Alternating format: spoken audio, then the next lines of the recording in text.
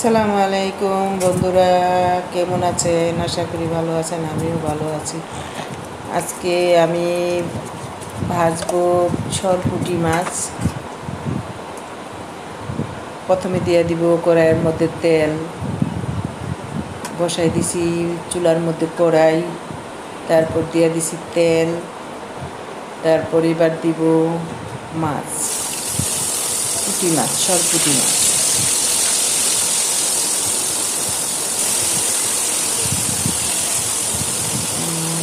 এখন দেখাবো ভাজা মাছ, পরে আবার মাছটা রান্না করবো। একটা তরকারি দিয়ে আগে মাছটা ভেজে নেই।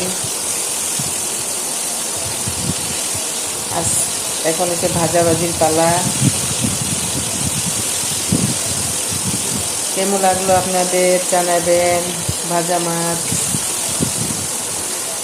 আমাদের মতো কি আপনারাও ভাজতে পারেন নাকি?